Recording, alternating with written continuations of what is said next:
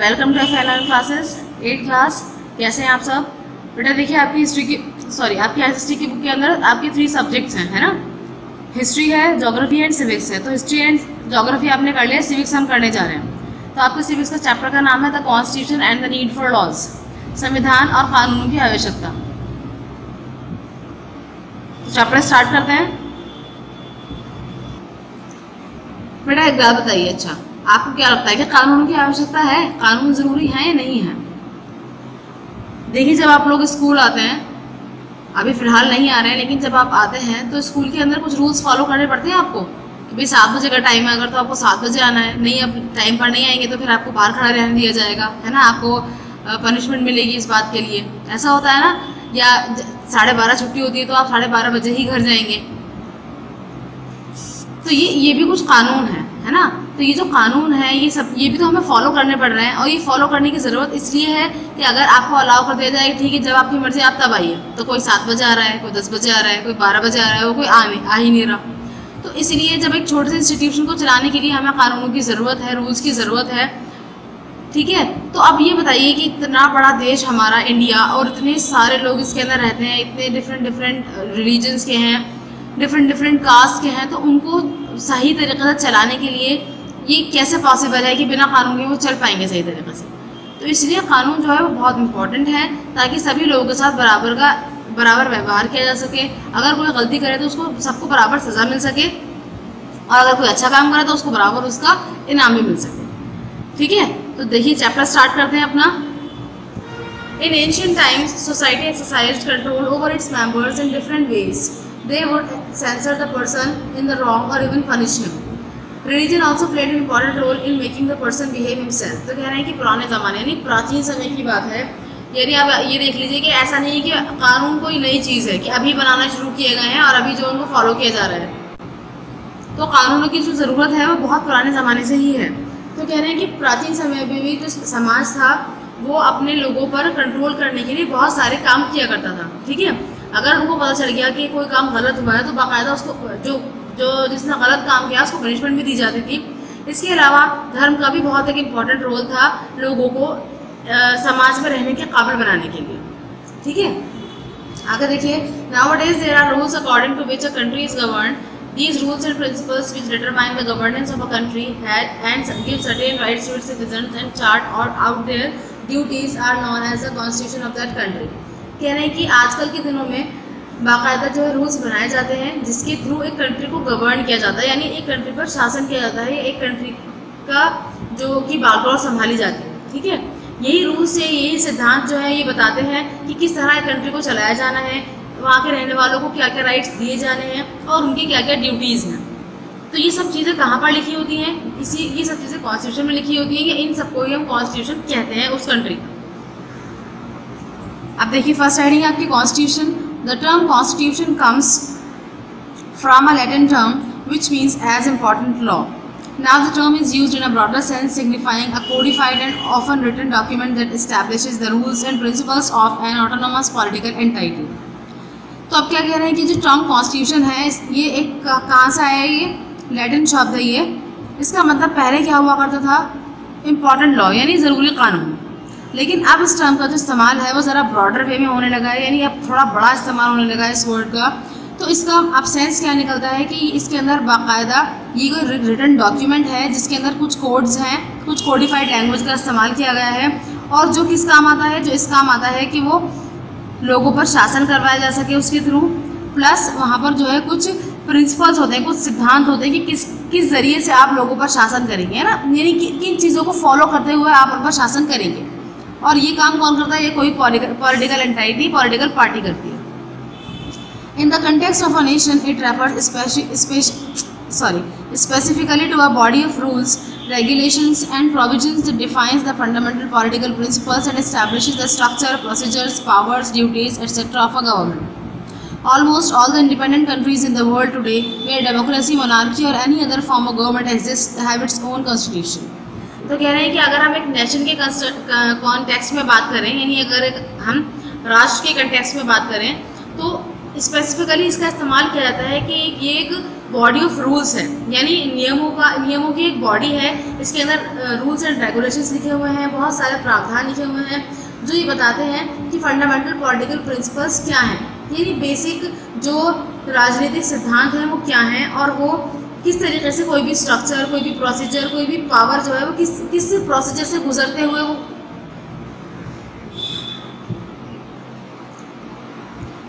वो अपने स्वरूप में आएगी। तो कह रहे हैं लगभग जितनी भी इंडिपेंडेंट कंट्रीज़ हैं आज के दौर में दुनिया में, तो उन सभी के पास जो है अपना अपना कॉन्स्टिट्यूशन है, चाहे वो एक डेमोक्रेसी हो चाहे वो मोनार्की हो। ठीक है। After independence, it was necessary to imbibe the ideas that inspired our freedom movement as the guiding principles of the newly independent nation. Hence, the drafting committee of the Constituent Assembly was formed to frame the Indian Constitution. कह रहे हैं कि आज़ादी के बाद ये बहुत ज़रूरी था कि उन तमाम आइडियाज़ को जिन्होंने हमारे फ्रीडम मूवमेंट को इंस्पायर किया उनको, या फिर इसके अलावा जो हमारे गाइडिंग प्रिंसिपल्स हैं, यानी अब देखिए एक तो हमने आज़ादी लेने के लिए क्या क्या काम किए, क्या क्या हमें करना पड़ा, और अब हमें क्या करना है। यानी अब तो हम आज़ाद हो गए, अब हमें अपना पूरा देश का पूरा जो तरीका है, यानी पूरा जो शासन है वो खुद चलाना है। तो हमें वो सब क्या करना है, किस तरीके से करना है, तो ये ज़रूरी था कि कोई एक कॉन्स्टिट्यूशन बनाया जाए। इसीलिए ड्राफ्टिंग कमेटी बनाई गई कॉन्स्टिट्यूएंट असेंबली के द्वारा। ठीक है, ताकि वो क्या कर सके, वो इंडियन कॉन्स्टिट्यूशन को बना सके।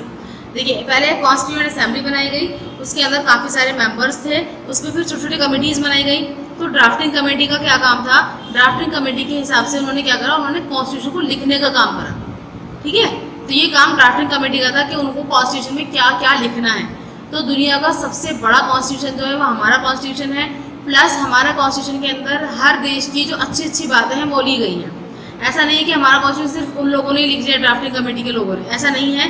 अलग अलग देशों में लोगों को भेजा गया, वहाँ पर जाकर के उन्होंने देखा कि वहाँ पर क्या क्या अच्छाइयाँ हैं उनके कॉन्स्टिट्यूशन में, फिर वो वहाँ से लेकर आए। ठीक है, कुछ चीज़ें उन्होंने इंग्लैंड से ली, कुछ चीज़ें उन्होंने आयरलैंड से ली, कुछ चीज़ें उन्होंने अलग अलग कंट्रीज से ली। Our constitution was drafted by the Constituent Assembly. The Indian Constitution came into effect on 26 जनवरी 1950. कह रहे हैं हमारा कॉन्स्टिट्यूशन जो है वो ड्राफ्ट नहीं बनाया गया कॉन्स्टिट्यूएंट असेंबली के द्वारा। और इंडियन कॉन्स्टिट्यूशन कब से लागू हुआ, यानी कब से इफेक्ट में आया, कब से वो इफेक्ट में आया था 26 जनवरी 1950 को, यानी 26 जनवरी जो आप मनाते हैं रिपब्लिक डे, तब से ही हमारा कॉन्स्टिट्यूशन जो है वो लागू हुआ था, इम्प्लीमेंट हुआ था। ठीक है ना।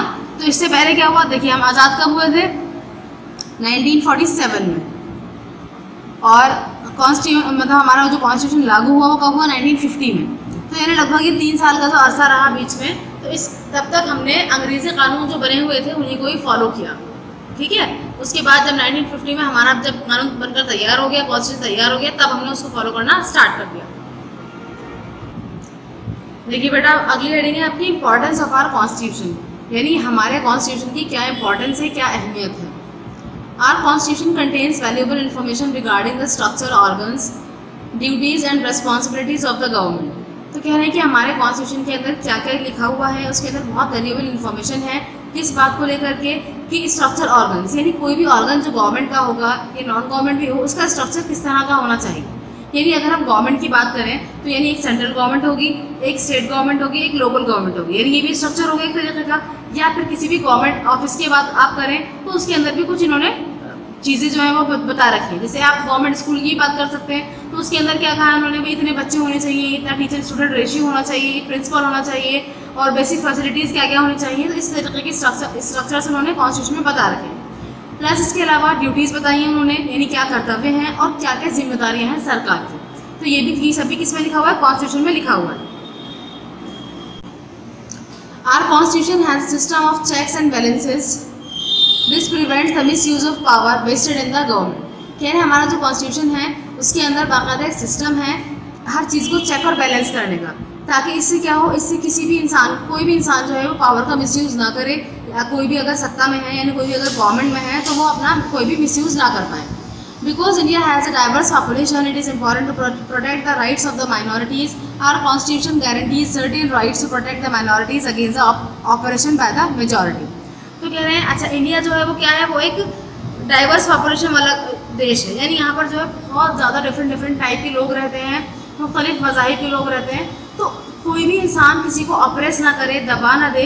इसलिए यहाँ पर बाकायदा जो माइनॉरिटीज़ हैं, यानी जो जिनको हम बोलते हैं अल्पसंख्यक, उनके लिए बहुत सारे राइट्स बनाए गए हैं, है ना, ताकि उनकी प्रोटेक्शन की जा सके। जैसे देखा जाए तो मुस्लिम जो है वो हिंदूज़ के कंपैरिजन में यहाँ पर क्या है, माइनॉरिटी में, या इसके अलावा क्रिश्चियंस माइनॉरिटी में, इसके अलावा पारसीज माइनॉरिटी में। तो यानी संख्या में कम होने की वजह से उनका इफेक्ट कम ना हो जाए, या उनको जो मेजॉरिटी में जो कास्ट हैं या मेजॉरिटी में जो लोग हैं, जिस धर्म के लोग हैं, वो उनको दबा ना दें। तो इसलिए यहाँ इसके लिए भी बहुत सारे प्रोविजंस हमारे कॉन्स्टिट्यूशन में बनाए गए हैं। Our constitution also guarantees certain fundamental rights to citizens in order to protect them against any injustice by the government।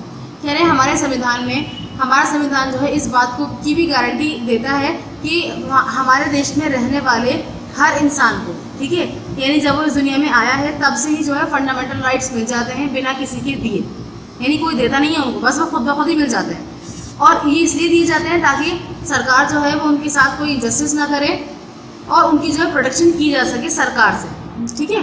अगर किसी भी इंसान के फंडामेंटल राइट्स को अगर मतलब उसका शोषण किया जाएगा तो वो डायरेक्ट सुप्रीम कोर्ट जा सकता है। फंडामेंटल राइट्स का हनन होने पर वो डायरेक्ट सुप्रीम कोर्ट जा सकता है। तो उसके पास ये प्रोविज़न है कि उसको बीच में किसी भी कोर्ट में और मतलब परेशान होने की ज़रूरत है, डायरेक्ट सुप्रीम कोर्ट में वो पहुंच सकता है, सुप्रीम कोर्ट को सुनना पड़ेगा, यानी ये मानना पड़ेगा, ये भी कॉन्स्टिट्यूशन में लिखा हुआ है। उसके बाद आगे देखिए, need for laws. India is a democratic country. In a large country like India, people think differently, the aspirations and needs are different and they follow varied cultures। कह रहा है इंडिया जो है वो एक डेमोक्रेटिक कंट्री है और इतनी बड़ी कंट्री के अंदर, जैसे इंडिया, इतनी बड़ी कंट्री के अंदर लोग अलग अलग सोचते हैं, उनकी ज़रूरतें, उनकी सोच, उनके काम सब अलग अलग हैं, ठीक है, और वो अलग अलग कल्चर्स को भी फॉलो करते हैं। All this is enough to give rise to conflicts among them, to maintain the order in the society and to ensure the welfare of the people, laws are needed. तो आप कह रहे हैं कि यही काफ़ी है। देखिए, जब आप एक घर में रहते हैं, यानी आपके बहन भाई हैं, आप बहन भाइयों से लड़ते हैं अपने, हालांकि आपके पेरेंट्स सेम हैं, है ना, आपका रिलीजन भी सेम है, आप एक घर में रहते हैं, उसके बावजूद भी आपकी लड़ाई हो जाती है। तो लड़ाई जो है वो क्यों होती है? क्योंकि जब आपकी सोच अलग अलग है, जब एक सोच के लोग होते हैं तो फिर उनके बीच में इतनी लड़ाइयाँ नहीं होती। जहाँ आपकी सोच बदली, जहाँ आपकी सोच में बदलाव आया, ये दो लोगों की अलग अलग सोच टकराई आपस में, तो लड़ाई होगी, कन्फ्लिक्ट्स होंगे। तो कह रहे हैं जब इंडिया इतनी बड़ी कंट्री है, इतने सारे रिलीजन के लोग यहाँ रह रहे हैं, इतनी सारी कास्ट के लोग यहाँ पर रह रहे हैं, इतने सारे कल्चर्स के लोग यहाँ पर रह रहे हैं, तो जाहिर कन्फ्लिक्ट होगा ही हो। तो कह रहे हैं कि इन सभी चीज़ों को संभालने के लिए ना, मेंटेन करने के लिए और लोगों की भलाई के लिए जो है लॉज की ज़रूरत हमें पड़ती है, कानूनों की ज़रूरत हमें पड़ती है। The constitution establishes the rule of law in the country, this means that no one is above the law. तो कह रहे हैं कॉन्स्टिट्यूशन ने जो है कुछ रूल्स बनाए हैं और लॉ बनाया है, कानून को लागू किया है हमारी कंट्री में, और इसके सामने कोई भी इससे ऊंचा नहीं है। It means whatever it is written in our constitution we have to follow it. It means कि जो भी कुछ हमारे कॉन्स्टिट्यूशन में लिखा हुआ है वो हमें मानना ही मानना है, चाहे फिर वो हम हो, चाहे वो प्रेसिडेंट हो, प्राइम मिनिस्टर हो, चाहे हाईएस्ट ऑफिशियल कोई भी हो, उसको भी इवन कॉन्स्टिट्यूशन को मानना पड़ेगा। Anybody who breaks the law will be punished accordingly. In our country, the law treats everyone equality, irrespective of caste, religion, gender and wealth। तो कह रहे हैं कि कोई भी हो, जो भी कानून तोड़ेगा उसको सज़ा दी जाएगी जिस हिसाब से उसने कानून तोड़ा हो, ठीक है। हमारी कंट्री के अंदर जो लॉ है वो बिल्कुल सबको इक्वली ट्रीट करता है, चाहे वो किसी भी धर्म का हो, किसी भी कास्ट का हो, किसी भी जेंडर का हो, या किसी अमीर हो या गरीब हो। देखिए अगला पॉइंट है आपका लेगिटिमेसी ऑफ लॉज। लेगिटिमेसी बोलते हैं कि वैधता, ये वैलिडिटी है ना, कानून की या लॉज की वैलिडिटी क्या है। As you know the constitution is the ultimate source of laws, only the constitution can give validity और लेगिटिमेसी टू द लॉज। तो कह रहे हैं कि आप, जैसे कि आप सभी जानते हैं कि सिर्फ हमारे पास जो अल्टीमेट सोर्स है कानूनों का, वो क्या है? कॉन्स्टिट्यूशन है, यानी सारे कानून उसके ही अंदर लिखे हुए हैं, और कॉन्स्टिट्यूशन ही सारे कानून को वैलिडिटी देता है, वैलिड देता है, यानी ये बताता है कि हाँ ये मानने के लायक हैं या नहीं है। यानी ऐसे नहीं कि कोई भी उठकर आ जाएगा और वो कोई भी आपसे कुछ भी कहेगा तो आप उसको कानून मान लेंगे, ऐसा नहीं। If we look around our society, we will find that there are many people who suffer due to unjust social practices like caste system और untouchability।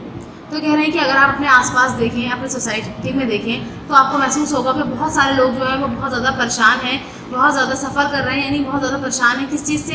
अनजस्ट सोशल बिहेवियर से। जैसे कास्ट सिस्टम को फॉलो करते हैं लोग, तो जाहिर है जो ऊंची कास्ट के लोग हैं वो हमेशा नीची कास्ट के लोगों को सप्रेस करते हैं। या इसके अलावा अनटचेबिलिटी है, यानी छुआछूत की जो एक मतलब एक तरीके की मतलब एक बुरी भावना है लोगों में कि जो SC/STs हैं वो अछूत हैं, और अगर उन्होंने हमें टच कर लिया तो हम इम्प्योर हो जाएंगे। तो ये सब चीज़ें जो हैं वो लोगों को परेशान करती हैं। Indian government has pass several laws to ensure social, economic and political justice, equality of status and opportunities to achieve this purpose, but there are times when everyone does not respond to the change. In such a case, the government has to take the initiative to the force the change to implement the provisions of the Constitution. Some such laws are as follows. तो कह रहे हैं कि हमारी जो भारतीय सरकार है उसने बहुत सारे लॉज पास किए हैं ताकि इस बात को यकीनी बनाया जा सके कि सभी को सामाजिक, आर्थिक और राजनीतिक जस्टिस मिल सके। ठीक है, यानी सभी का जो स्टेटस है वो इक्वल हो सके, सभी को बराबर बराबर अपॉर्चुनिटीज़ मिल सकें और इस तरीके से लोगों का बराबर विकास हो सके। ठीक है, लेकिन कई बार ऐसा होता है कि कानून बना दिए जाते हैं पर वो फॉलो नहीं किए जाते। ठीक है, तो तब इस सिचुएशन पे गवर्नमेंट ने क्या किया है, गवर्नमेंट ने इनिशिएटिव लेते हुए कुछ ऐसी पनिशमेंट्स बनाई हैं ताकि लोग जो है उसको फोर्सली फॉलो करें, यानी ज़बरदस्ती उनसे मनवाया जा रहा है। क्योंकि अगर उनसे ज़बरदस्ती नहीं मनवाया जाएगा तो वो ऐसे तो आराम से मानेंगे नहीं। हमने कह दिया ये कर लो तो वो ऐसा करेंगे नहीं, है ना। तो इसके लिए फिर हम कहेंगे अगर आपने ये नहीं किया तो फिर आपको ये पनिशमेंट भी मिलेगी, तब जाकर शायद लोग मान जाए। ठीक, तो इन्हीं चीज़ों को ध्यान में रखते हुए यहाँ पर उन्होंने कुछ लॉज के बारे में हमें बताया है। देखते हैं कौन कौन से लॉज बनाए हैं गवर्नमेंट ने। फर्स्ट लॉ है आपका डाउरी प्रोहिबिशन एक्ट 1961। डाउरी बोलते हैं बेटा दहेज को, ठीक है, या जहेज को। तो प्रोहिबिशन बोलते हैं सख्ती से मना करने को, यानी डाउरी प्रोहिबिशन एक्ट यानी दहेज ना लेने वाला एक कोई एक्ट है। तो ये कब बनाया गया 1961 में। देखिए क्या है यहाँ पर, इसके अंदर क्या लिखा है, dowry is the money of और gifts given to the grooms by the bridals family at the time of marriage. Often dowry demands continue after marriage. The inability to fulfill the demands results in physical or mental torture of the bride and in extreme case leads to death.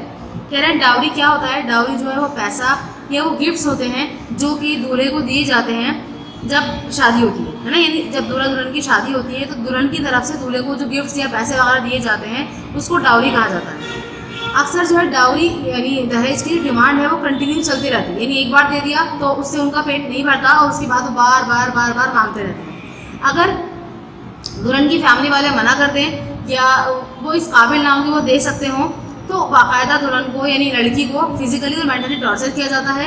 और कभी कभी इस तरह भी होता है कि उसको मार दिया जाता है, यानी कंटिन्यूस टॉर्चर अगर दिया जाएगा तो कोई भी इंसान वैसे भी मर जाएगा। और कभी कभी इंटेंशनली ही उसको कभी जला दिया जाता है, कभी मार दिया जाता है, यानी किसी भी तरीके से मार दिया जाता है। यानी सिर्फ डाउरी की वजह से किसी इंसान की ज़िंदगी ख़त्म कर दी जाती है, यानी उनके लिए डाउरी यानी पैसा ज़रूरी है बजाय किसी इंसान की ज़िंदगी के। ठीक है, और कई सारे लोग तो ये सोचते हैं कि अगर हमारे बेटे ने ज़्यादा पढ़ लिया है तो अब हमारे बेटे ने ज़्यादा पढ़ लिया तो जितनी इसकी पढ़ाई पर खर्चा आया है वो सब का सब हम किससे लेंगे, दुल्हन की फैमिली से लेंगे, यानी इसकी वाइफ की फैमिली से लेंगे। तो ये एक एक्ट बनाया गया है, इसके लिए क्या एक्ट बनाया गया है, To curb the practice of dowry, the government passed the Dowry Prohibition Act in 1961. This act prohibited giving and taking of dowry. According to the act, anyone caught giving or taking dowry is liable for both imprisonment and fine. तो कह रहे हैं कि इस practice को, dowry की practice को ख़त्म करने के लिए गवर्नमेंट ने एक कानून पास किया है जिसका नाम क्या है, डाउरी प्रोहिबिशन एक्ट 1961, यानी इतना पुराना कानून है। तो इस एक्ट के तहत दहेज देना भी और लेना भी दोनों ही बिल्कुल सख्ती से मना है। अगर इस एक्ट के तहत अगर देखा जाए कि कोई भी अगर पकड़ा गया दहेज लेता हुआ या देता हुआ तो उसको सज़ा भी होगी, यानी जेल भी जाना पड़ेगा और प्लस उसके ऊपर फाइन भी लगाया जाएगा। लेकिन बेटा मैं आपको बता देती हूँ कि जो चीज़ें लिखी होती हैं वो सब फॉलो नहीं होती। आप अपनी सोसाइटी में अब भी देख सकते हैं दहेज खूब ज़ोर शोर से लिया भी जा रहा है और खूब ज़ोर शोर से दिया भी जा रहा है। ठीक है, ऐसा नहीं है कि इस एक्ट के बनने के बाद जो है लोग तमीज़ में आ गए, ऐसा नहीं है। और अभी भी ऐसा है कि बहुत सारी जो बेचारी वाइफ्स हैं यानी बहुत सारे ब्राइडल्स जो हैं वो इस वजह से मार दी जाती हैं कि उनकी फैमिली अच्छी डाउरी उनकी मतलब ग्रूम की फैमिली को नहीं दे पाती। और लोग कुछ कहते भी नहीं, सब चुप रहते हैं, है ना। बाकायदा दहेज दिया भी जाता है, उसको इतनी अच्छी तरीके से प्रेजेंट करते हैं, डेमोन्स्ट्रेट करते हैं कि भाई हम ये दे रहे हैं। चलिए नेक्स्ट क्या है, तो बेटा हमारे जो कानून है ना तो फॉर्मली तो बहुत अच्छे हैं लेकिन हम प्रैक्टिकली उनका जो बिहेवियर है ना वो बिल्कुल भी अच्छा नहीं है क्योंकि लोग उसको फॉलो नहीं करते।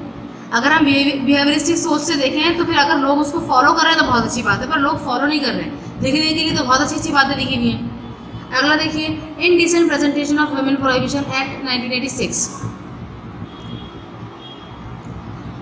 अब ये क्या है, इसके अंदर क्या है देखिए ज़रा। Indecent representation of women in advertisements, publications, writings, paintings, figures etcetera has been prohibited under this act. तो कह रहे हैं इस एक्ट के तहत वुमेन यानी महिलाओं का कोई भी अजीब व गरीब रिप्रेजेंटेशन, यानी जैसे एडवर्टाइजमेंट्स में या कोई भी पब्लिकेशन अगर आ रही है या कोई राइटिंग है उसके अंदर औरतों को उन्होंने कुछ कहा है, या किसी पेंटिंग में उनको थोड़ा इनडिसेंट दिखाया है, यानी एक तो ये डिसेंट है यानी जो उनका रोल है, लेकिन उससे हटकर कोई उल्टा सीधा रोल दिखाया है उनका, या फिगर्स में कोई रोल दिखाया है उनका, पिक्चर्स वगैरह में, पेंटिंग्स में, तो ये भी प्रोहिबिटेड है और इस एक्ट के तहत उनको पनिशमेंट मिल सकती है। उसके बाद अगला है the commission of sati prevention act 1987। अब देखिए सती क्या है। Sati is the age old practice in India in which women are forced to burn themselves on the funeral fire of their husbands. In some cases it was done. तो आप कह रहे हैं सती को भी रोका गया है, यानी उसको भी बहुत ज़्यादा डीमोटिवेट किया गया है। क्या होता है कि जब आपने शायद सुन के रखा मूवीज़ वगैरह में भी दिखाते रहते हैं ये, कि जब किसी लेडी का हस्बैंड मर जाता है तो मरने के बाद यानी जब उसकी चिता पर को आग लगाते हैं तो ये कहा जाता है कि वो जो औरत है वो भी उसकी चिता पर ही अपने आप को जला लेती है। ठीक है, तो ऐसा जो करती हैं लेडीज़, तो उनको कहते हैं कि ये बहुत ही महान है, ये बिल्कुल देवी है, इस तरीके से कुछ माना जाता है। और अगर ऐसा वो खुद नहीं करती तो फिर पकड़ कर उनको खुद जला दिया जाता है, यानी कि सती उनको ज़बरदस्ती करवा दिया जाता है। तो इसके खिलाफ भी जो है गवर्नमेंट ने एक्ट बनाया है कि कोई इंसान की ज़िंदगी की वैल्यू है, किसी भी जिंदा इंसान को आप कैसे जला सकते हो। ठीक है, अगर ऐसा किया जाता है तो उनको भी पनिशमेंट दी जाती है। नेक्स्ट है prenatal diagnostic techniques regulation and prevention of misuse act 1996। बेटा इसके अंदर क्या होता है, प्रीनेटल डायग्नोस्टिक टेक्निक्स के अंदर चलिए देखते हैं। One of the fallouts of the dowry system is the practice of female foeticide. Even today daughters are considered a financial burden by many people, thus female foeticides is on the rise. अब ये कह रहे हैं कि dowry system जो है, dowry system की वजह से एक और प्रैक्टिस को बढ़ावा मिला है जो कि अच्छी नहीं है, यानी एक और काम जो है वो इस पर मुनहसिर है जो अच्छा नहीं है, वो है फीमेल फीटिसाइड। फीमेल फीटिसाइड का मतलब क्या होता है, यानी बर्थ से पहले ही उनका जेंडर पता लगाना कि ये लड़का है लड़की है। ठीक है, अगर उनको पता चल जाता है कि ये लड़की है तो वो उसको जन्म से पहले ही मार देते हैं, उसी को हम बोलते हैं फीमेल फीटिसाइड। तो कह रहे हैं कि आजकल के ज़माने में लड़कियों को बोझ समझा जाता है बहुत सारे लोगों के द्वारा, यानी बहुत सारे लोग जो है वो लड़कियों को बोझ समझते हैं, तो इसीलिए फीमेल फीटिसाइड जो है वो आजकल बहुत ज़्यादा बढ़ रहा है। देखिए बेटा कानून तो 1996 का है और अब तो बहुत डेवलप हो गए, लेकिन उसके बावजूद भी ये अभी कंटिन्यू है, ऐसा नहीं कि ये चीज़ खत्म हो चुकी है। This practice has affected India sex ratio. The 2001 census shows a decline in the number of females in the age group of 0 to 6 as compared to the 1991 census. According to the 2001 census, there are 927 females per 1000 males in the age group of 0 to 6 as against 945 females per 1000 males in 1991. तो कह रहे हैं कि यानी ये जो practice है, देखिए जो चीज़ कुदरती होती है वो चीज़ बेहतरीन होती है ना। यानी अगर इस दुनिया में लड़की आ रही है, इस दुनिया में लड़का आ रहा है, तो ये सब क्या है, ये सब प्लान्ड है। नेचर ने हमारा ईश्वर है, हमारा जो गॉड है, उसने ये सब चीज़ों को प्लान कर रखा है। अगर आप इसके अंदर दखलंदाजी करेंगे तो जाहिर है कि आप चीज़ों को डिसबैलेंस कर देंगे। ठीक है, तो कह रहे हैं कि यानी जब वो फीमेल फीटिसाइड कर रहे हैं तो इससे क्या हो रहा है, इससे जो रेशियो है वो डिसबैलेंस हो रहा है। कह रहे हैं 2001 का जो सेंसस था उसके हिसाब से ये देखा गया कि अब फीमेल्स जो है वो कम होती जा रही हैं, किसकी कंपैरिजन में, मेल्स की कंपैरिजन में।